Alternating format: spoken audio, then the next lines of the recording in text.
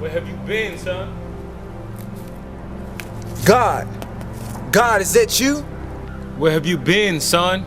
I've taken a break from the word and gotten to the world a little. Backslidden, the saints would say. I paint today a new day just so the sorrow won't be remembered tomorrow. I borrowed time from the world because I got that feeling. And like Marvin Gaye would say, I needed sexual healing. Though perpetually feeling like I knew better, I couldn't figure out what better I knew.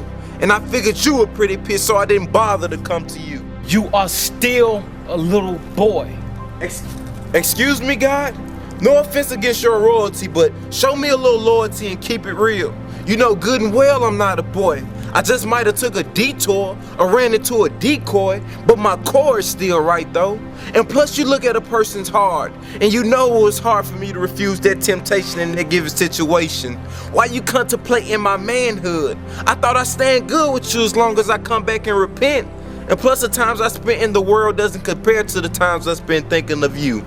So give me a break. Give you a break? I owe you nothing, but you were bought at a price, and it's only right that you dedicate me your life. See, I want to open up doors for you so that through you, others will see me. I understand that you may be confused by some portraying themselves to be me, but they'll never see me if you're of the world. You see, the devil knows scriptures too. It's not enough to every now and then brush up on a scripture or two. Give you a break. Don't you know every breath you take is considered a break, because my grace is saving you from going to that place. Now count the breaks you get in one day. You do the math. Every day I'm sparing you from my wrath, even after you've taken baths in pool of sin. Again and again I consider you my son, my love, my friend, even when you prefer to spend your time trying to blend in. We're not clearly made for you to stand out. When you get to my pearly gates, there won't be no handouts. So it's time for you to become a man now, or stand down, because clearly you can't see that you've been chosen. Instead, choosing when you're finding the word close to your heart. You see, temptations is a part of life, and my grace is just a taste of the love I have for you after every time you give in. From night to morning, I watched over you while you were snoring. And even when it was storming, I made sure there was no harm in you. I'm warning you, not fussing. And you know warning comes before destruction. So while you're out here lusting, sinning, and grinning, think I am the end and the beginning. And quit pretending like you woke yourself up this morning. You know as the story is told, what good is a man to gain the world but lose his soul? Don't lose control and go ahead and show up. It's time to stop playing Christian and really grow up and throw up your old ways. See, when you were a boy, you thought like a boy. But now that you're a man, you must leave your childish ways behind you. And don't let the glare of sin blind you. You can have fun when it's time to. But for now, stop running from conviction and let it find you.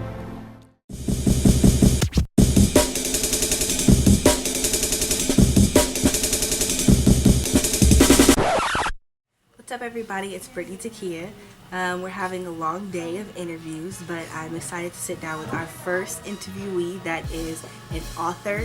And I'm going to get into that a little later, but I'm going to let him introduce himself. Here he is. My name is Tilmon Keaton. I'm actually from Memphis, Tennessee. Graduated December 2012, actually, with a degree in entrepreneurship, small business development. I actually started writing when I was very young and really resumed it. What am I talking about? I resumed writing when I started doing spoken word, which after that, I got with a guy, Ryan Carson, and we wrote a piece called Grace, a conversation with God, and it led us in a very bright direction, which has led me to be an author today. So before I start talking about your book, I really want to talk about Grace. What was the inspiration behind that? Well, originally, Grace was a piece Ryan started on, and it was something I think we both were going through, and he was having a very, very tough time at that point. And after a while, I think he probably got a quarter of the way through it, maybe halfway, and then he shared it with me. And after that, I was like, man, this is gonna change some lives. Oh yeah. And we bounced it back and forth, and then we did it at a spoken word night, and just like tears just began to flow. And there was this guy that approached Ryan, and it was like this, what most people would think as a thug or a gangster, and he was in tears saying that literally changed his life. Oh, wow. And after that, we just perform it at a few different places, and I mean, we did that again and got the same response. After that, I was like, you know what? Let's put it on film. And so when we did that, it just turned ridiculous. Oh yeah, y'all's And views are shares out the water. constantly, people constantly sharing it, and like my parents went crazy. It's funny how even little kids.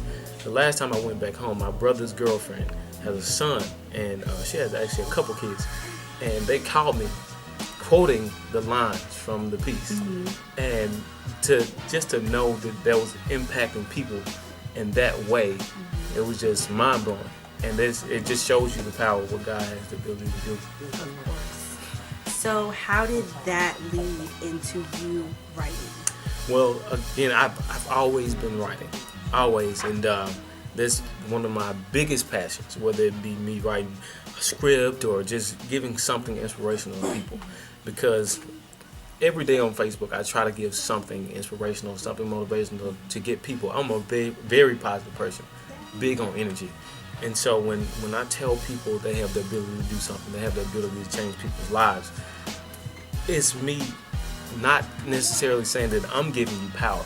Right. But to me, empowerment is when you have something already in you, but somebody else inspires you to recognize it. Right. And so that's why I continue to write, and that's what inspired me to write the book. Just seeing the impact that I was having on other people. And they more required me to write it than it was me wanting to write it. I know everyone has a calling in life. Do you feel like this was a calling for you? Oh, definitely. And it's funny because my dad is a pastor. He has 2 churches. Stepdad is a pastor. And so people have been telling me, and we share the same name, despite the fact that I have 10 other brothers and 4 other sisters. Got 8 me of, beat.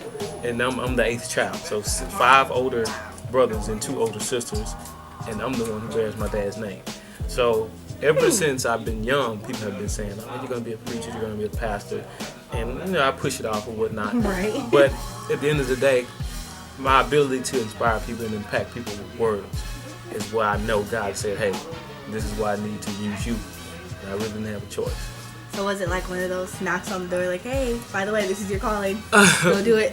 Well, it was almost like it just happened. Okay. Because you avoid it so much that it just gets put in front of you and you don't have a choice. Right. So I wouldn't say it was a knock on the door or anything like that. It's just me being in the situations that I was in and growing up the way I did. And I was always in front of people, always speaking. So it was just something that, happened. It's kind of how I fell into what I'm doing now. I ran from it, and one day I decided, I just want to have a web show. And I want it to be a talk show, and I want everybody to say Brittany Takia over Oprah. And that's how I got here. All right. So about your book, what inspired your book? Well, overall, I truly believe in following your passion and pursuing the things that you want to do. The book is titled Change Your Life. And I use life as an acronym because I see there are two kinds of people in the world. People who live in fear every day and people who live in fearlessness every day. And so when I say I want you to change your life, I literally want you to go from living in fear every day to living in fearlessness every day. Right. And there are 3 principles I speak about throughout the book. And the first one is changing your mind, where you literally move into a new direction. So you change your mind about who you are in order to create the person you desire to be. And after you do that, you begin to speak that into existence. Okay. And of course, you can't just speak it. It has to become a part of your actions. Right. And once it becomes in your actions, which is the 3rd principle, that is the person you become. So you literally change your mind, you change your life, and you become whatever person you desire to be. They don't teach you that when you go like to the circle table and you say, hi, my name is Brittany and I have a problem. Hi, Brittany. they don't teach you these 3 steps. Yeah. So the book writing process, how did you sit down and really come to grips with you wanted that to be a book? Because you can write about anything. You could write about the sky. I mean, how did you sit down and really, I'm sure that God spoke to you in that process, but how did you sit down and really come up with that concept for a book? Well, really, I think overall, we always have something that reflects our experiences.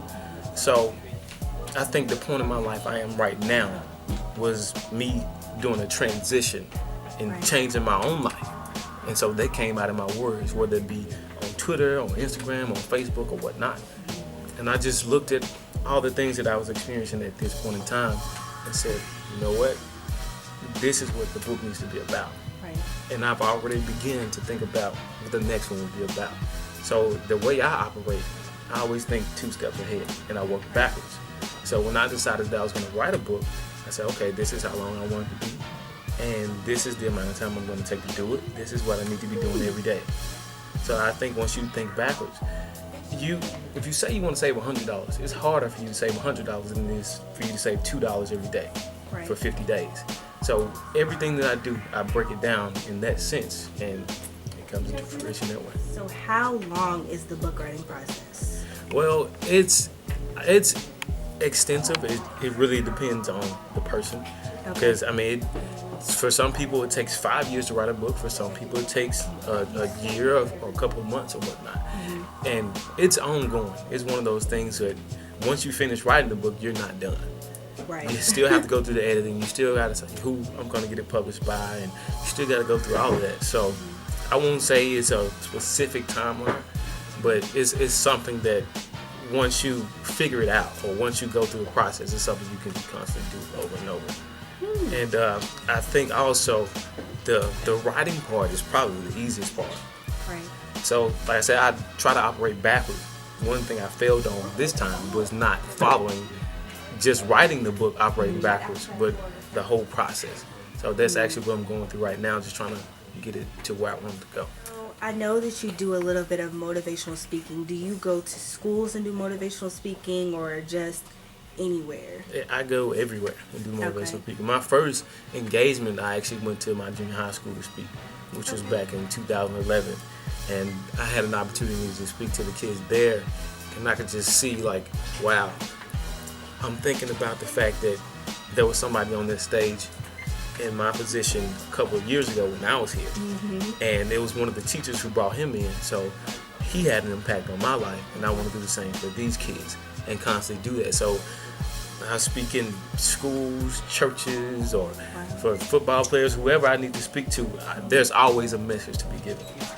There is this persona that Beyonce and Jay-Z and people in that field, Kanye West, are the representatives for this generation. How do you feel about that statement? Well, I won't necessarily say they are the representatives for this generation. I do think they have a big impact on the youth of today.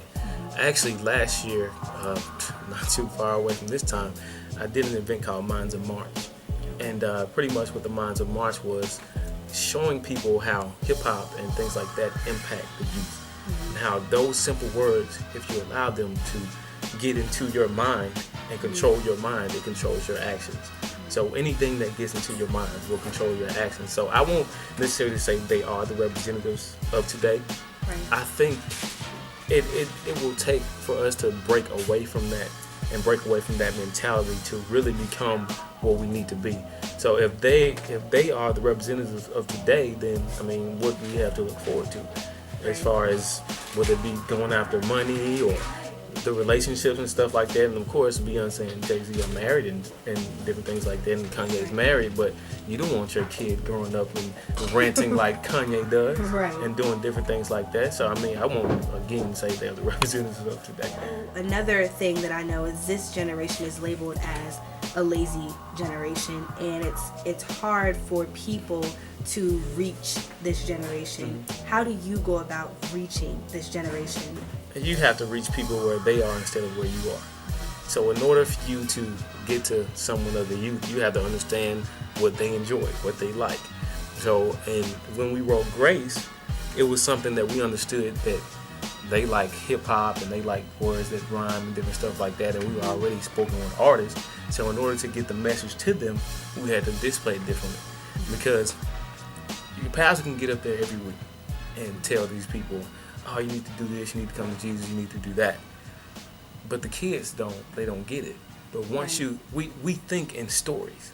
So if I can tell you a story, whether it be me writing it out or me performing it for you, you'll remember that story more so than anything. Right. So in order to get the message to the kids, I think you have to reach people where they are instead of where you are. Because if you're talking up here and my level of thinking is down here, if you're in college and I can only read on the 3rd grade level, I'm not going to understand. But if you can explain it to me and break it down, just like in school, if you could break it down for me to understand, then I'll get it. So your book comes out in February. End of February. And where will your book be distributed? It's actually going to be, main source will be Amazon. Okay. And from there, I mean, I'm not sure how they want to work it out as far as putting it in like bookstores and Barnes and Noble and stuff, but the main source will be Amazon, Kindle, and iTunes. And of course, I'll have copies myself. So. Well, thank you so much for coming out and sitting with me. I hope that we get more books from you because I'm really excited to read. I just said to the co-producer that I wanted to get a book before I left here. But thank you so much for coming out and sitting down with me. He has a really cool name. Y'all really don't forget it. Tilmon Keaton, right? You got it. Keaton. Had to explain it to the store owner who didn't know how to pronounce, but it's Tilmon Keaton, and his book is coming out in February, so you guys look out for that. Thanks for watching. I'm Brittany Takia. Tilmon Keaton, Urban Hype, Believe Hype.